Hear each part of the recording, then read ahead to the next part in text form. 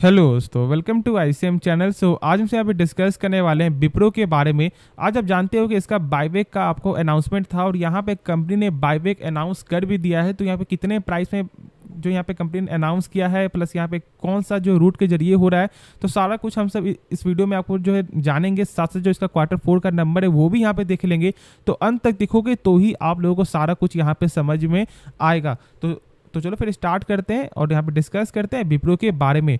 आज जो इसका लेवल है वो यहाँ पे आपको बंद हुआ है 374.90 रुपये, यानी कि एक फ्लैट क्लोजिंग ही आपको देखने को मिला। क्योंकि देखो ये मार्केट के बाद जो है इसका Q4 का नंबर और बायबैक का यहाँ पे अनाउंसमेंट हुआ है। तो पहले काम करते हैं, पहले यहाँ पे देख लेते हैं कि यहाँ पे कैसा Q4 का नंबर है, क्या है। उसके बाद हम लोग यहाँ पे आगे डिस्कशन करेंगे कि क्या बाई करना सही रहेगा या फिर नहीं रहेगा। तो पहले आप देख लो कि कंपनी ने जो बायबैक जो यहाँ पे प्राइस रखा है वो है आपका 445 रुपया। ठीक है, यानी कि 445 पे यहाँ पे बायबैक कंपनी करते हुए दिखाई देखा। जो सबसे खास बात क्या है ना कि ये आपका हो रहा है टेंडर ऑफर के जरिए, यानी टेंडर ऑफर रूट के जरिए आपका होते हुए दिखाई दे रहा है। जो सबसे खास बात है, क्योंकि मैंने बताया हुआ है कि बायबैक आपका दो प्रकार का होता है। ठीक है, पहला आपका होता है ओपन, दूसरा आपका होता है टेंडर। ओपन में क्या होता है, मान लो कंपनी प्राइस फिक्स कर दी यहाँ पे 445, तो ऐसा नहीं कि वो यहाँ पे 445 के भाव में ही बाई करेगी, नहीं, वो यहाँ पे जब मन तब बाई करेगी। यदि उसे बेचने वाले लोग आपको मिलते हैं 340 पे, 350 पे, तो कंपनी यहाँ पे बाई करते ही रहेगी। लेकिन ऐसा टेंडर में नहीं होता। टेंडर में यदि कंपनी मान लो प्राइस फिक्स कर दी 445, तो यहाँ पे 445 के ही भाव में बाई करेगी। अब जो बहुत लोग यहाँ पे डाउट क्या हो गया होगा कि सर इसे मान लीजिए उस समय, ठीक है, टोटल बेचने वाले लोग यहाँ पे नहीं मिलते बेचने वाले, तो फिर क्या होगा? तो फिर वो आपके पोर्टफोलियो से जितना भी उनका नीड है 1% का या फिर 2% का, वो आपसे यहाँ पे बाई कर लेगी और आपका पैसा जो है रिफंड कर देगी। ये आपका प्रोसेस होता है ओपन और आपका टेंडर में। होप इसके बारे में आपको नॉलेज हो गया होगा।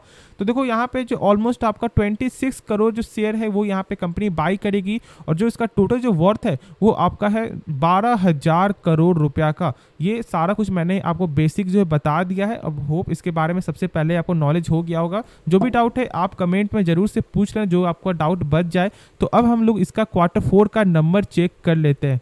तो यहाँ पे आप देख रहे हो कि यहाँ पे सारे नंबर आपका होगा मिलियन फिगर में, लेकिन हम लोग यहाँ पे डिस्कस करेंगे करोड़ में। क्योंकि देखो यहाँ पे 1 मिलियन बराबर आपका होता है 10 लाख। तो हम लोग इसे डायरेक्ट जो है आपको कन्वर्ट करके करोड़ में आपको बताएंगे, जिससे आपको बेहतर से बेहतर समझ में आए। तो देखो यहाँ पे यदि हम लोग यहाँ पे चेक करें इस कंपनी के टोटल जो इनकम का, तो यहाँ पे क्या देखने को मिलता है कि ऑलमोस्ट जो है आपको 21,000 करोड़ से बढ़कर आपका हो चुका है 23,000 करोड़ ईयर के बेसिस पे। और वही चीज़ यहाँ पे देखो क्वार्टर में तो 23,000, ठीक है, 867 करोड़ से आपका हो चुका है 23,835 करोड़। यानी कि क्वार्टर जो है थोड़ा सेल्स में यहाँ पे कमी आते हुए दिखाई दे, जो बहुत ना के बराबर है। यानी कि इन्फोसिस से तो यहाँ पे बेहतर ही जो इसका सेल्स में लग रहा है, सेल्स लग रहा है। क्योंकि जहाँ इन्फोसिस का यहाँ पे क्वार्टर बहुत ज़्यादा कम देखने को मिला था, ऑलमोस्ट यहाँ पे 1,000 करोड़ का समथिंग था कुछ, और यहाँ पे ऐसा नहीं है। तो यानी कि सेल्स के हिसाब से तो यहाँ पे विप्रो ने कहीं ना कहीं इन्फोसिस को यहाँ पे टक्कर दिया है। ठीक है, अब हम लोग यहाँ पे आगे बढ़ें तो यहाँ पे चेक करते हैं कंपनी जो टोटल एक्सपेंस यहाँ पे क्या कंपनी ने कंट्रोल किया या फिर नहीं। तो देखो जैसे से यहाँ पे सेल्स बढ़ते हुए दिखाई दे रहा है, वैसे वैसे यहाँ पे कंपनी का जो खर्च भी बढ़ रहा है। क्योंकि ऑलमोस्ट जो 17,000 करोड़ से बढ़कर आपको चुका है 19,000 करोड़। और यहाँ पे चेक करो आपका क्वार्टर से तो थोड़ा यहाँ पे आपको कम जो है देखने को मिलता है खर्च के हिसाब से। लेकिन मेन आपका क्या है, मेन है आपका प्रॉफिट। ऐसे तो सबसे मेन आपका सेल्स होता है। यदि कंपनी का सेल्स लगातार बढ़ रहा है तो फिर कहीं ना कहीं प्रेशर उतना ज़्यादा नहीं रहता है। तो ये चीज़ तो खास बात है कि सेल्स तो बढ़ रहा है। अब हम लोग यहाँ पे चेक करते हैं कंपनी का जो है प्रॉफिट फॉर द पीरियड यहाँ पे कैसा देखने को मिलता है। तो क्या आपको देखने को मिल रहा है ना, मैं एक सेकंड थोड़ा यहाँ पे आपको बता दूँ। हाँ, देख रहे हो कि जो 3,000, ठीक है, 3,092 करोड़ से यहाँ पे आपका हो चुका है 3,093 करोड़। यानी कि यहाँ पे ऑलमोस्ट 1 करोड़ का ही बस फर्क आपको देखने को मिल रहा है ईयर के हिसाब से, प्रॉफिट के हिसाब से। ठीक है, प्रॉफिट में। और यहाँ पे क्वार्टर चेक करोगे ना तो यहाँ पे आपको ज़्यादा देखने को मिल रहा है। क्योंकि ऑलमोस्ट जो है 3,065 करोड़ से आपका हो चुका है 3,093 करोड़। तो कहीं ना कहीं यहाँ पे आपका प्रॉफिट जो है एक यहाँ पे फ्लैट देखने को मिलता है। सेल्स में यहाँ पे ग्रोथ है, प्लस यहाँ पे क्वार्टर देखोगे तो यहाँ पे आपका प्रॉफिट ज़्यादा देखने को मिलता है।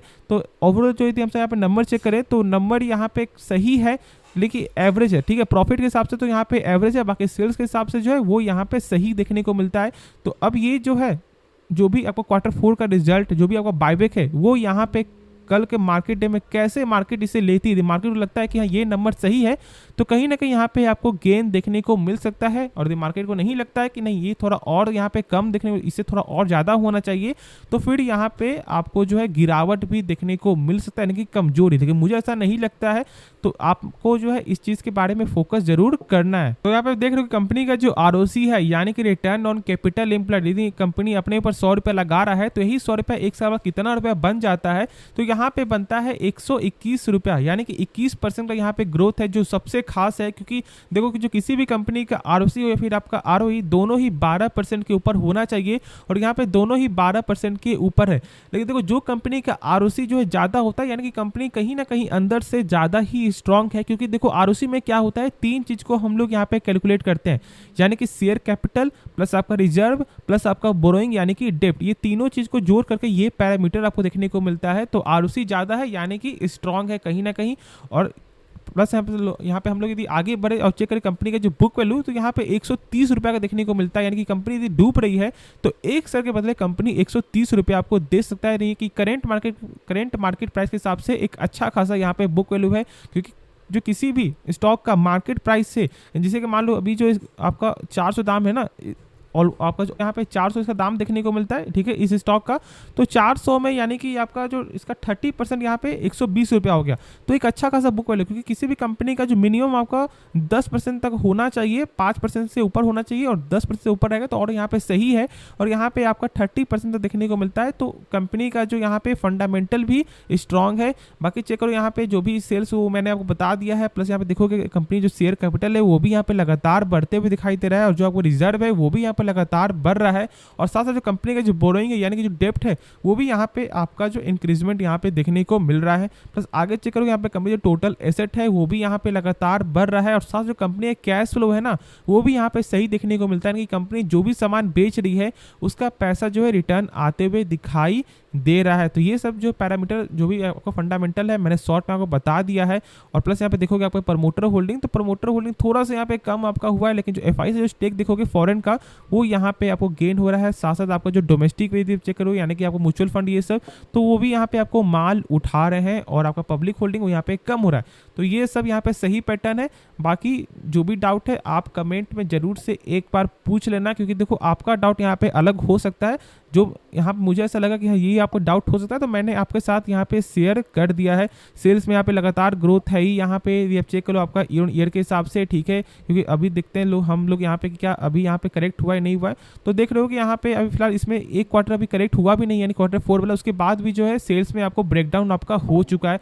तो कंपनी का ओवरऑल जो फंडामेंटल सही है, बस एक स्लो कंपनी है, रिटर्न यहाँ पे बहुत कम बनाती है कंपनी, लेकिन पेशेंस यदि आप रखोगे तो आने वाले समय में यहाँ पे 5 साल बाद या 10 साल बाद आपको पैसा बनते हुए जरूर जो है दिखाई दे सकता है। तो होप ये वीडियो पसंद आएगा। बाकी इस वीडियो में यदि आपको कुछ भी सीखने को मिला जरूर से इस चैनल को आप सब्सक्राइब कर सकते हो, और इस वीडियो को लाइक करना यदि आपको ये वीडियो पसंद आए।